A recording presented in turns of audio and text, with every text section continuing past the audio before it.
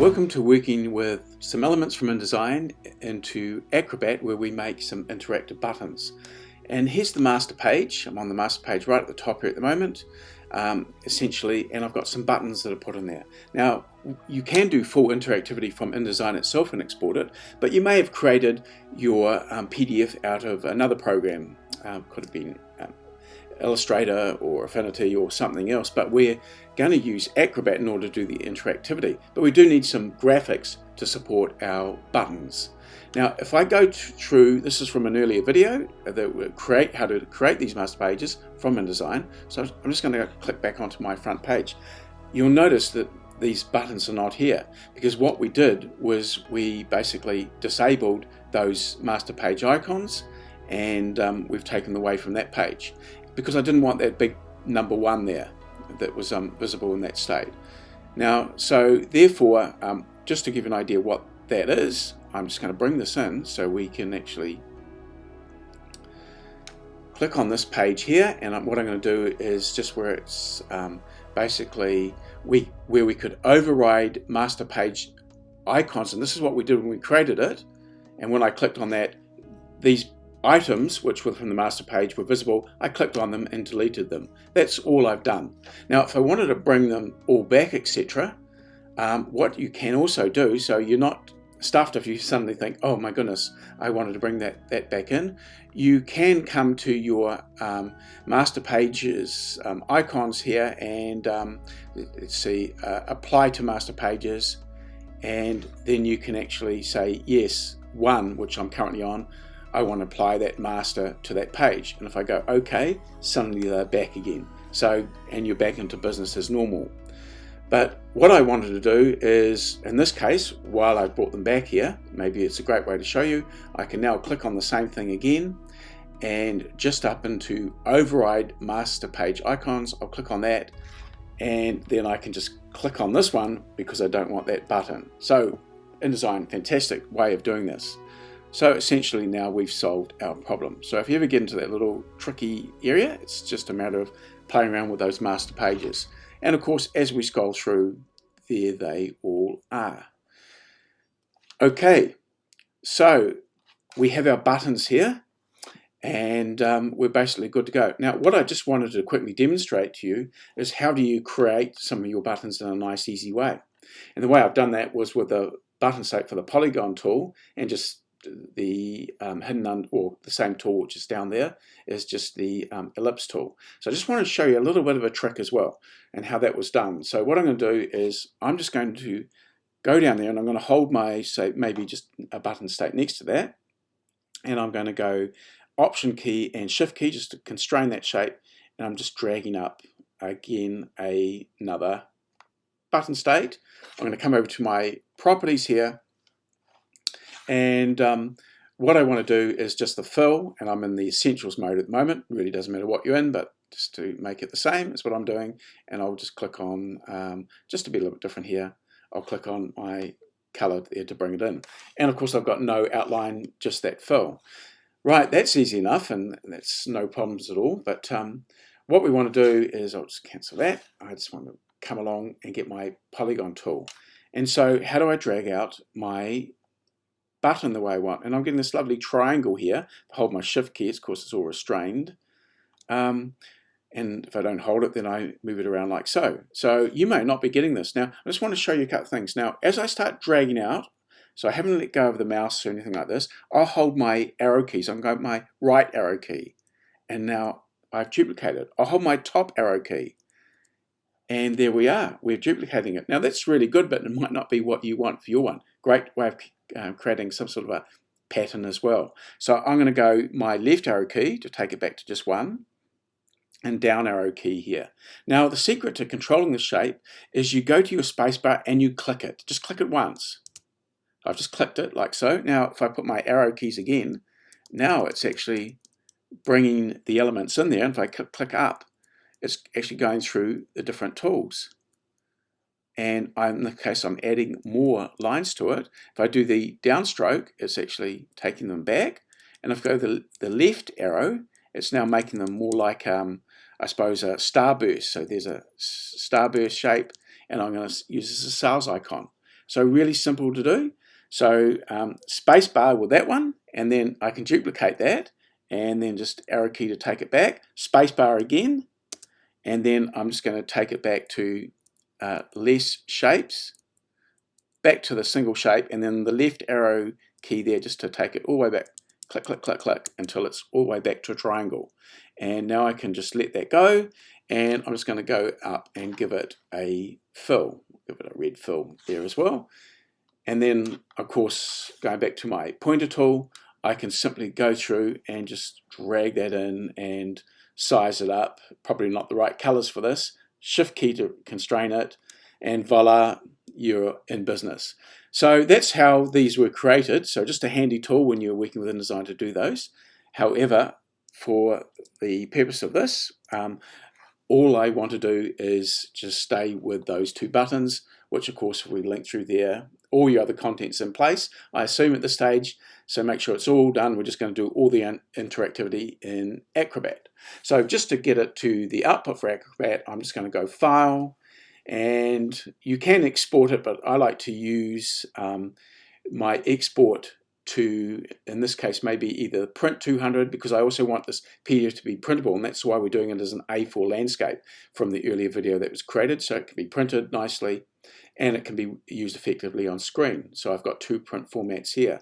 Now, whenever you want to do something and define it, you can actually click on Define, and you can actually base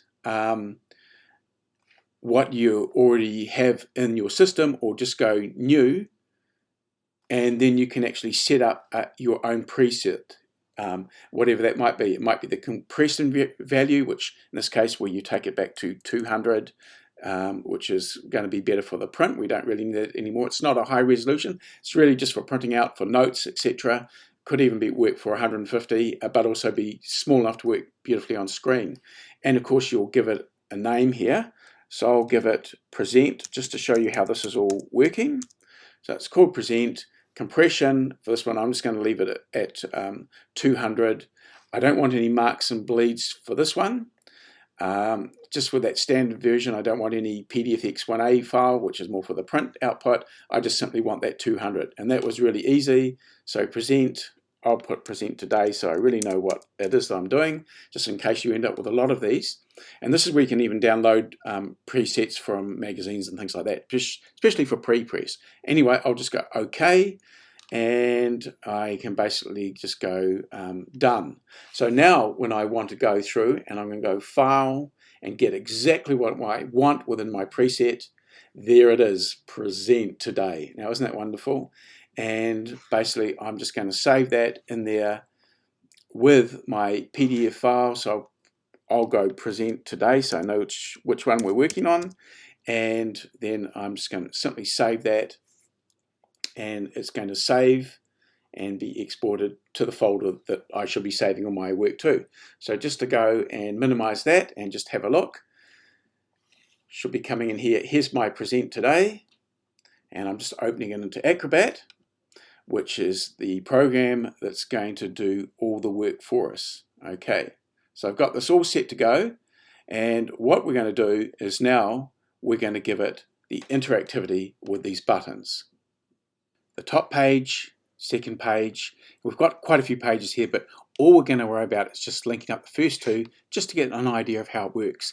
So to do this, all you need to do is you'll see that I'm actually in another version, which is the Edit PDF. I'm just going to close this and to show you how I get there.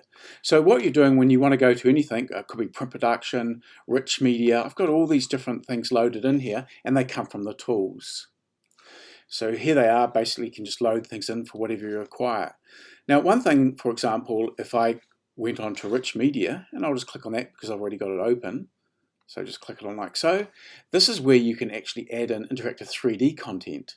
You can have full-on different states for buttons, sound, full-on videos, and basically there's all sorts of other things with the other tools to put in forms.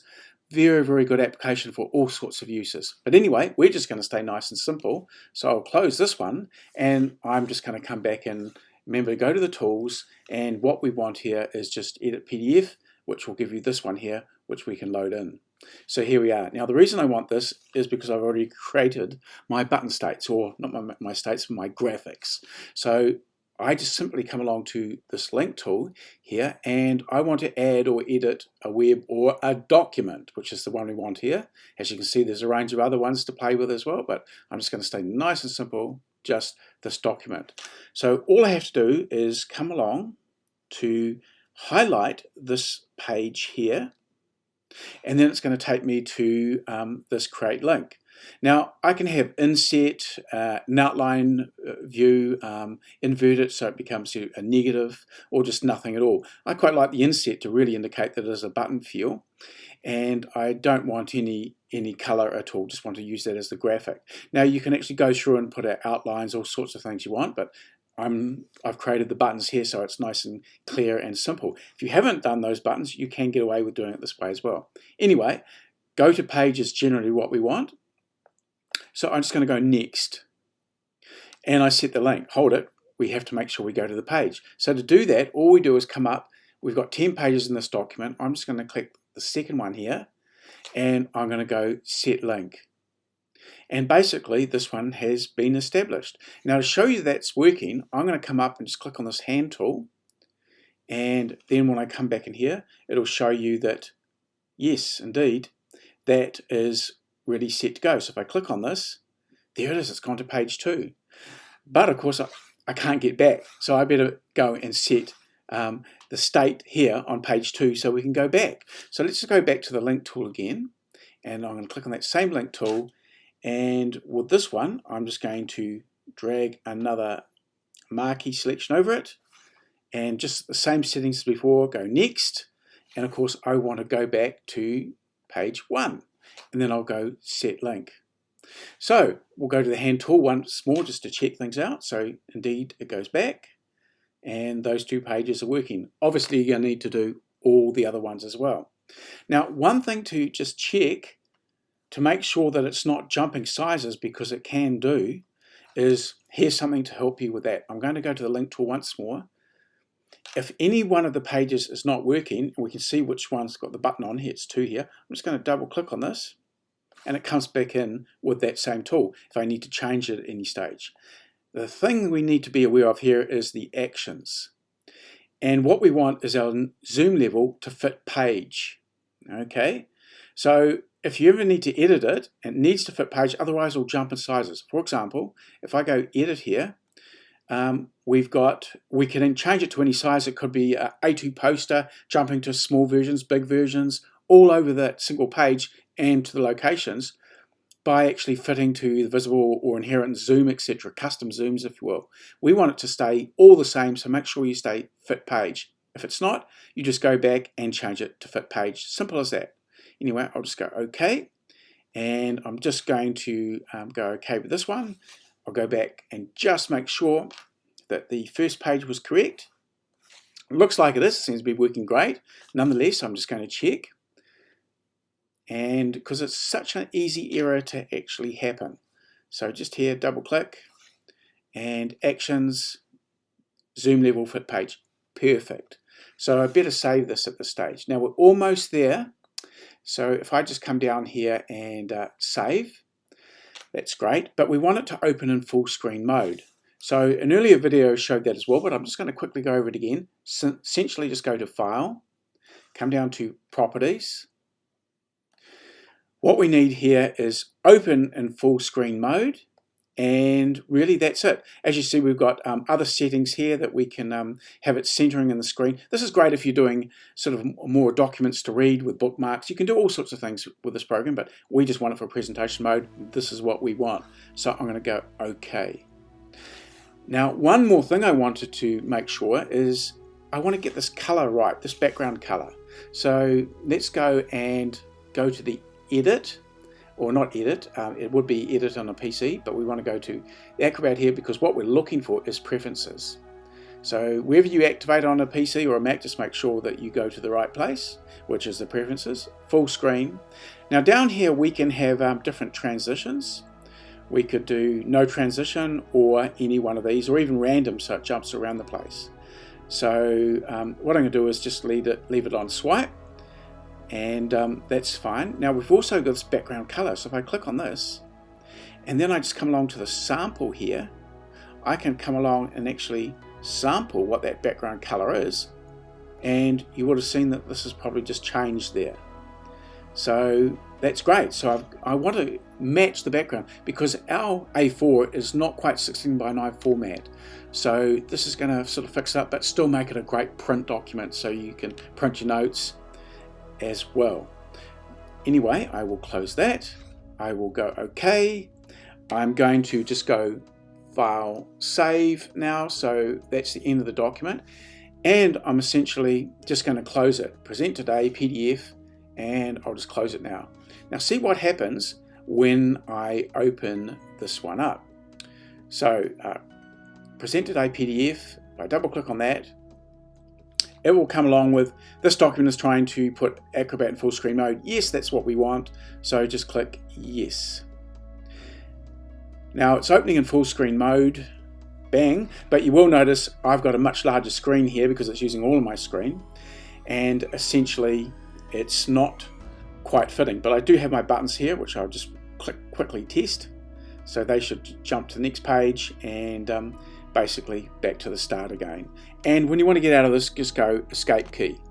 Now of course, as I mentioned, you can use, if you don't use any of these buttons, just your arrow keys, but it gives a nice professional way of viewing it in full screen mode and to work on any system, be it anything that has Acrobat Reader on it, essentially, PC, Mac, whatever. So that's about it, and enjoy, and thank you for watching.